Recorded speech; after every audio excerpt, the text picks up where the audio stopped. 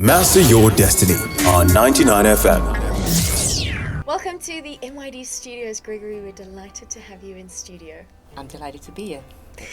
We're delighted because you are such an inspiring man who has been through hardship, knows hardship, but has got such an incredible outlook on life. Tell us your story, please. My name is Gregory. I'm 35 years old. I'm from Ludwitz in the south, born and raised. My mum is Oshivambu, colored mix. My dad is South African. I call myself an open book, basically. I live all my life in Ludwitz. At the age of 14, I moved overseas, live in London for 5 years. And before, basically, I moved to London, I knew that I was different. But that time, I didn't know who I was. But as you grow up, people give you names. Okay, you're either a Mofi or Shenge, what they call it in Oshivambo. And when I moved overseas, I realized that it was okay who I am. I should embrace myself. And by embracing myself, I can be true to myself. And I can live as authentic as possible. I met an amazing guy, basically, in London that taught me what love is. And through that, I experienced some hardships and some amazing things about love and life in general, basically. So that's me in a nutshell. Okay, fantastic. But in the time when you were living in Ludwitz and people were calling you names, what was that like? I have a very tough skin, to put it that way. So it's just like, that's your opinion. I couldn't care less, basically. But I think not everyone is like me. But deep down, it did hurt me. And I just didn't want to show people that I was affected by what people said, especially people that was very close to me. I think we live in a society that's still very judgmental because someone is different in color, race, or sexuality. I think we lack a lot of tolerance, although we have this persona that, oh no, it's okay, you can be whatever you want to be. But we still lack that a lot. Absolutely. I was listening to an interesting TED Talk recently where they were talking about that we need more than tolerance. We need to realize that we are here to assist one another and we help one another, we support one another, we need each other because collectively we can do so much, but alone we can do so little. Exactly. And I think not just that, I think the key thing for me as well is if you accept yourself firstly, I think that will break barriers already to tolerance as well. And I think a lot of people live in fear, not fear of personal hijack, I would say. We become hostage to our own self because we try to live a life to please someone else, especially our family, especially when you're black and being gay and things like that, and even other races as well, basically. But I think for me, I've learned that to celebrate myself, I need to love me first. And I ask myself, what does it mean to love myself? Because I used to sort of like abuse myself, to put it in that way. I allow people to walk over me, know it be financially, sexually, emotionally. I allow that because I felt like that is what I'm supposed to get.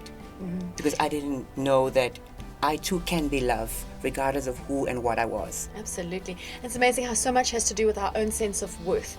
If we believe that we're worthy of greatness, we get greatness. Exactly. And if we believe that we don't deserve anything good in our life, we just get horrible and more horrible situations. Exactly. And that starts actually when you're young as well. I think if your parents don't tell you you're beautiful, you're amazing, I think those little things we take for granted really plays an important role in growing up as an individual. Actually, that will determine where you go, and then you go and look for that in someone else, and so you would do sort of like settle for what you get. So if someone tells you, you know what, I love you, but he still abuse you, you would stay because you think that is what love is. Yeah, absolutely. So how did you define it for yourself? You said you went through a period where you were even abusing yourself and you were not loving yourself. How did you get to a place where you decided enough of this and trying something different? 3 years ago, I was married to a guy from South Africa. He was my world, basically. And at the same time, he sort of like teach me a lot about what life is, who I was, and what I need for myself. But unfortunately, the relationship didn't work out. We went our separate ways. I was in a very dark space, and that in a way sort of like helped me find myself. I've learned to realize that I've always been a giver, but I can't give what I don't have. Absolutely. So I've always been someone that give of me to other people and never give myself. So I've had to come to a point where I learned that for me to give to other people, I first need to give to myself. So it took pain, it took a lot of setbacks, a lot of being honest firstly with yourself before I could get to the point where I am today and honestly say, you know what, I really love myself. And a lot of people didn't know that I used to hate myself, in not just because I was gay or anything like that, but I just never felt like I was worthy enough to have any kind of success, any kind of love, any kind of joy. For me, it was always about making sure other people around me was great. And by doing that, it was always like people should see me as a very good person and not as Gregory, the gay person. But now I've realized that I'm more than gay. Gay is just a fraction of who I am. My sexuality doesn't define me as a person. And I've always said to people that no one is bad. We just make bad choices. And unfortunately, we always be marked on the choices that you make as a person. But in every person, there's good. I see it. If you can't see good in a person, then you are not good yourself. That's how I see life. Gregory, what do you think true freedom really is? True freedom is not just the fact about speaking your mind, but I think true freedom is celebrating who you are as a person, firstly, because for me, we are just not beings, male or female. I think we are just spirit beings as well, and we need to celebrate that. And by not celebrating that, then you don't have true freedom. In all essence, you need to celebrate yourself. And you should be able to stand your ground and say, you know what, this is who I am, regardless of 99 people don't like what I'm doing, but this is me. I celebrate me.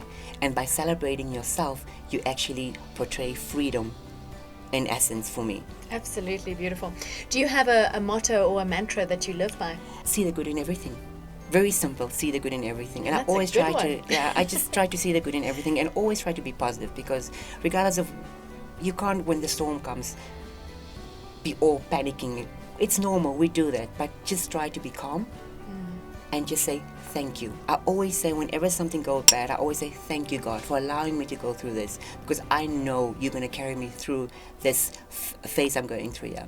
Absolutely. Just seeing the good, being grateful. It's a beautiful mantra for life, and it's only going to excel your life because it's changing your outlook. Instead of being a victim, I think we forget that when we are a victim, we become imprisoned by the situation. Exactly. And we lose our sense of freedom through that. And by not giving forgiveness to people, they hold us hostage to Yeah. what happened.